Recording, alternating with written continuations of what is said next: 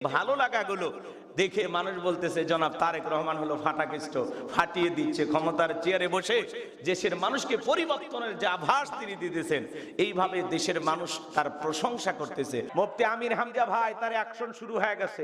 সে নির্বাচিত হয়ে বলে দিয়েছেন আমার এলাকায় কোনো টেন্ডারবাজি চাঁদাবাজি চলবে না। রিক্সা থেকে, অটো থেকে, সিএনজি থেকে কোন ধরনের একটি টাকা কেউ চাঁদা গ্রহণ করতে পারবে না। আজ থেকে কুষ্টিয়ার সব চাঁদাবাজদেরকে সাবধান করে দিয়ে বলতেছি, কেউ চাঁদা তুলতে আসবেন না। সাবধান করে দিয়ে বলতেছেন যে আজ থেকে কুষ্টিয়াবাসীকে আমরা বলে দিলাম চাঁদা মুক্ত ঘোষণা করা হলো। এই যে একটা সাহস, কথা বলেন। উনি বলতেছে আমরা নিজেরা অন্যায় করব না, মানুষকে অন্যায় করতে দেব না। মুফতি আমির হামজা ভাই ফেসবুকে পোস্ট করে বলেছেন আমার বাবাও যদি অন্যায় করে তাকেও আমি ছাড় দেব না। আল্লাহু আকবার কর। সময়ের সাহসী একজন আলেম মুফতি আমির হামজা ভাই, আল্লাহ তাআলা তাকে বিজয়ের মালা দান করেছেন। অধ্যাপক নুরুল আমিন ভাই রংপুরে কৃতি সন্তান, পীরগঞ্জে, তাকেও আল্লাহ বিজয় দিয়েছেন আলহামদুলিল্লাহ কর। উনি ওনার পোস্টে লিখেছেন যে পীরগঞ্জবাসী আপনারা পরামর্শ দেন কেমনে পীরগঞ্জটা চালাবো, আপনারা পরামর্শ দেন। মারহাবা কর। শুধু দুঃখ আমাদের মামুনুল হক সাহেবকে নিয়ে থাকলো। আল্লামা মামুনুল হক, আল্লাহ যেন তাকেও কবুল করেন। চলে বলেন আমি। 2-4 আলেম গেলে সংসদ নড়ে উঠবে। হ্যাঁ, কথা কন ঠিক কি না? আল্লাহ কবুল করেন। অনেক আলেম ওলামা যাচ্ছে আলহামদুলিল্লাহ, আল্লাহ কবুল করেন। জোরে বলেন আমি। আজকে 10 জন 20 জন যাবে, এক সময় 100-200 যাবে। কথা বলেন ঠিক কিনা? এভাবেই পরিবর্তন হবে ইনশাআল্লাহ। আস্তে আস্তে, বেশি লাফাইলে সমস্যা, আস্তে আস্তে যা। আল্লাহ কবুল করেন। জোরে বলেন আমিন। আমার ভাইয়েরা চলেন না সামনের দিকে যাই, বাজান কষ্ট মনের মধ্যে নেবেন না। এজন্য যুবক তোমাদের জেগে থাকা লাগবে। যুবকেরা জেগে থাকবে যতদিন বাংলাদেশ চুরি হবে না ততদিন। কথা বলে ঠিক কিনা? যুবকেরা ঘুমাইলে দেশটাও কিন্তু চুরি হয়ে যাবে। কথা বলে ঠিক কিনা? চলেন না সামনের দিকে যাই। এ বাজান গো আমার, ও মায়ে দেখে বলে বেলাল তোর জবান দিয়ে কি শুনলাম তুমি কি মুসলমান হয়ে গেছো? হযরতে বেলাল দেখে বলে মুসলমান হয় যারা মিথ্যা কথা বলতে পারে না তারা। এই কথা শোনার পরে দেখে বলে বেলাল তুমি কি মুসলমান হয়েছো? হযরতে বেলাল দেখে বলে হ্যাঁ, গতকাল রাত্রিতে নবীজির হাতে হাত রেখে আমি কালেমা পড়ে মুসলমান হয়েছি।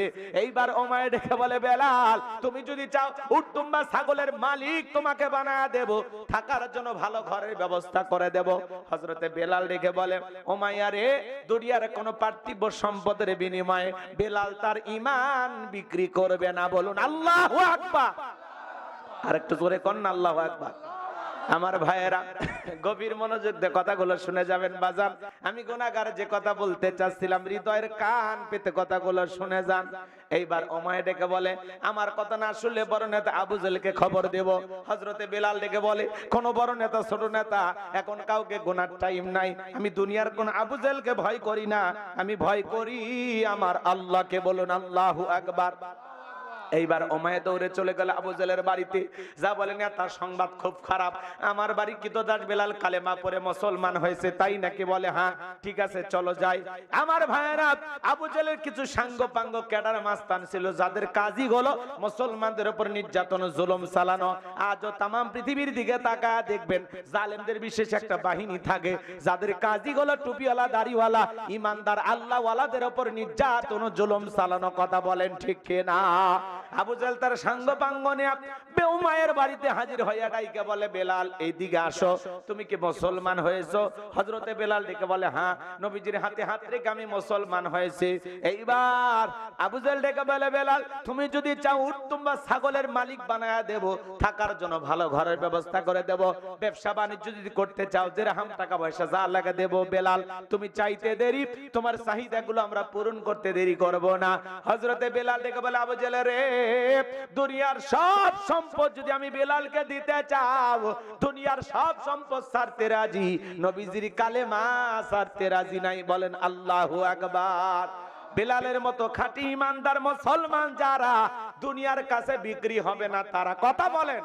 মুনাফিক মার্কা মুসলমান যারা টাকার কাছে বিক্রি হয়ে যাবে তারা। টাকার জোরে ফতুয়া ঘরে, টাকা পাইলে বাতিলের 5 আটা গোলাম হয়, টাকা পাইলে বৈধকে অবৈধ বলে ফতুয়া দেয়, অবৈধকে বৈধ বলে চালিয়ে দেয়। কথা বলেন। এক প্যাকেট বিরিয়ানি খায়া কয় ম্যাডাম আপনি জান্নাতি, টিকিট কনফার্ম করে আসছি। কথা কন না ভাই, ঠিক এরকম হুজুর নাই? শোনেননি ঘটনা? প্রতিদিন নাম ধরে বলা লাগবি না না না হালকা টাচ দিলে বুঝেন? হালকা বলছি কত হুজুর আছে বাতিলের বাচ্চাটা গোলাম, দুনিয়ার সুযোগ সুবিধা পাইলে, টাকার বস্ত্রের গন্ধ পাইলে কয় না তা আপনি যে ফতুয়া ঘুরে দিয়েছেন ওইটাই ঠিক, ওইটাই হাদিসে আছে, ওইটাই কোরআনে আছে। কথা বলেন না কেন? ইবলিস শয়তান টাকার জোরে ফতুয়া গরে, বৈধকে অবৈধ বলে চালিয়ে দেয়, আর অবৈধকে বৈধ বলে ফতুয়া দেয়। আছে না? না, লম্বা করা যাবে না, রাত অনেক গভীর হয়ে যাবে, কষ্ট আপনারা পাবেন। সংক্ষিপ্ত করে বলে দিয়ে যাই বাজান গো আমার, যে কথা আমি বলতে চাচ্ছিলাম, হযরতে বেলালের কথা শোনার পরে আবু জেহেল ডেকে বলে, বেলাল সোজা আঙ্গুলে ঘিউ না উঠলে আঙ্গুল একটু বাঁকা করা লাগবে, এত বড় লোভনীয় প্রস্তাব দিলাম, রাজি হইলা না। এইবার যুবকদের বলে, এ যুবকেরা দল, বেলালকে চাবুক দিয়ে পিটানো শুরু করো। এইবার হযরত বেলালকে চাবুক দিয়ে পিটানো শুরু করা হলো। ওরা যত জোরে চাবুক মারে, বেলাল তত জোরে কালেমা পড়ে। বলুন আল্লাহু আকবার। এইবার চাবুক দিয়ে পিটাইতে পিটাইতে কালো চামড়া গুলো ফেটে রক্ত ঝরা শুরু হয়ে গেল। আবু জেহেল ডেকে বলে, বেলাল চাবুক দিয়ে মারতে মারতে কালো চামড়া গুলো ফেটে রক্ত ঝরতেছে রে বেলাল, তবু কি নবী মুহাম্মদ সাল্লাল্লাহু আলাইহি সাল্লামের কালেমা ছাড়বি না? হযরতে বেলাল ডেকে বলে, আবু জেহেল রে, মারতে মারতে যদি মেরেও ফেলে দাও, জীবনটা দিতে রাজি, নবীজির কালেমা ছাড়তে রাজি নাই। বলেন আল্লাহু আকবার। এইবার আবু জেহেল ডেকে বলে, এ যুবকের দল, বেলালের পায়ে রশি লাগা উটের পায়ের সঙ্গে বাঁধো, আরবের উত্তপ্ত গরম বালিতে শেষরায় শেষরিনে ঘোরো। আরবের বালিগুলো এত গরম বাজান, চাল দিলে মরি হয়ে যায়। এই উত্তপ্ত গরম বালিতে বেলালকে শেষরাইয়া শেষরিনে ঘোরা গলো, বাবলা গাছের কাটাগুলো জিব্বার ভিতরে পেরেকের মতো মারা গেল। বিকেল বেলা নিয়ে আসে ডেকে বলা, বেলাল চাবুক দিয়ে পিটাইলাম, পায়ে রশি লাগাইয়া নিয়ে ঘুরলাম, এত নির্যাতন জুলুম করা হলো রে বেলাল, তবু কি নবী মুহাম্মদ সাল্লাল্লাহু আলাইহি সাল্লামের কালেমা ছাড়বি না? হযরতে বেলাল ডেকে বলে, আবু জেহেল রে, মারতে মারতে যদি মেরেও ফেলে দাও, বেলালের নিঃশ্বাস থাকবে যতদিন, বেলাল কালেমার পথে টিকে থাকবে ততদিন। একটু জোরে বলেন না আল্লাহু আকবার। আমার দরদের ভাইরা, এইবার আবু জেহেল ডেকে বলে, এ যুবকেরা দল, বড় একটা পাথর নিয়ে আসে বেলালের বুকের উপরে চাপায়া দাও। বিশাল বড় একটা পাথর নিয়ে আসে হযরতে বেলালের বুকের উপরে চাপায়া দেওয়া হলো। আবু জেহেল মনে করলো পাথরের চাপার আঘাতে বেলাল মারা যাবে, এই কথা ভেবে কাফেররা চলে গেল। হাত বাঁধা পা বাঁধা রক্তাক্ত জিহ্বাটা নাড়াইয়া বুকের উপরে বিশাল বড় পাথর নিয়া হযরতে বেলাল তবুও জিকির করতেছে। কার? ও নওগাঁর মুসলমানেরা, আপনাকে আমাকে জিকির করার জন্য কেউ মারে না, ফেটে না, ধমক দেয় না, তবু আমরা কপাল পরা আল্লাহর জিকির করি না। হাদিস শরীফের ভিতরে আসছে বাজার, নবীজি আমার বলেছেন, যার জিহ্বাটা আল্লাহর জিকিরে তরু তাজা থাকবে, আল্লাহর জিকিরে ভিজা থাকবে, ওই জিহ্বাওয়ালা মানুষ কোনোদিন জাহান্নামের আগুনে জ্বলবে না। বলুন সুবহানাল্লাহ। ফাযকুরুনি আযকুরুকুম ওয়াশকুরুলি ওয়ালা তাকফুরুন। বান্দারে তোমরা আমাকে স্মরণ করো, আমি আল্লাহ তোমাকে স্মরণ করব। কৃতজ্ঞতা প্রকাশ করো, অকৃতজ্ঞ হয়েও না। তাহলে সব সময় জবানে জিকির চালু রাখতে হবে। কার? মাঠে ময়দানে কাজ করতে করতে আল্লাহর জিকির করা যায়, ব্যবসা বাণিজ্য করতে করতে আল্লাহর জিকির করা যায়, অফিস আদালতে বসে বসে আল্লাহর জিকির করা যায়, রাস্তাতে হাঁটতে হাঁটতে আল্লাহর জিকির করা যায়।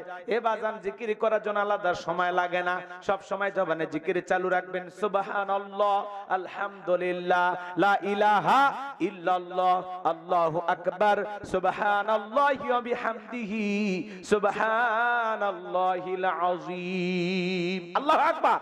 মা বোন যারা আবার শুনতেছেন, মাসে কয়েকদিন আপনারা অসুস্থ থাকেন, যে সময় নামাজ পড়া নিষেধ, ওই সময়গুলোতে আপনারা বেশি বেশি জিকির করবেন। জিকির করতে কোনো বাধা নিষেধ নাই। ও মা বোনেরা, আপনারা ওই সময়গুলোতে বেশি বেশি করে জিকির করবেন। মা নবীর এক নরম সাহাবী, সহজ সরল সাহাবী, ডেকে বলেন, হুজুর ইসলামের এত বিধি বিধান আমার মনে থাকে না, সহজ কোন আমল আমারে দেন। নবী ডেকে বলে, আমার সাহাবী শুনে নাও, জেনে নাও, সব সময় আল্লাহর জিকিরে যদি জিহ্বাটা তরু তাজা রাখতে পারো, আল্লাহর জিকিরে যদি জিহ্বাটা ভিজে রাখতে পারো, এই জিকির তোমাকে জান্নাতে পৌঁছায় দেবে। বলুন সুবহানাল্লাহ। কেউ যদি রাতের বেলায় ঘুমানোর আগে জিকির করতেছে সুবহানাল্লাহ সুবহানাল্লাহ, আল্লাহর জিকির করতেছে, হঠাৎ করে যদি চোখের মধ্যে ঘুমটা চলে আসে, আমার আল্লাহ বলে আমার ফেরেশতারা আমার বান্দা সারা রাত জায়গায় জায়গায় জিকির করলে যে সব হয়, আমার বান্দার আমল নামায় সেই সব লেখায় দাও। বলুন সুবহানাল্লাহ। এ বাজান গো আমার, এই জন্য কৃপণতা করবেন না, জিকির করবেন। জিকির করলে অন্তরটা তরুতাজা থাকে, জিকির করলে দিলটা পরিষ্কার থাকে, জিকির করলে অন্তরটা নরম থাকে, জিকিরকারী বান্দার ভিতরে অহংকার থাকে না। আমি যে কথা বলতে চাচ্ছিলাম বাজান, হযরতে বেলাল রক্তাক্ত জিহ্বাটা নাড়াই আল্লাহর জিকির করে আর ডেকে বলেন আল্লাহ, তুমি তো সেই আল্লাহ ইব্রাহিমের জন্য যদি নমরুদের আগুনকে ফুলের বাগান বানায় দিতে পারো, ও আল্লাহ তুমি কি পারো না বেলালের বুকের পাথরটাকে তুলার মতো নরম বানায় দিতে? আমার বুকের উপরে পাথর থাকার কারণে তোমার মতো মালিকের জিকির করতে বড় কষ্ট হয়। ও আল্লাহ তুমি কি পারো না বেলালের বুকের পাথরটাকে তুলার মতো নরম বানায় দিতে?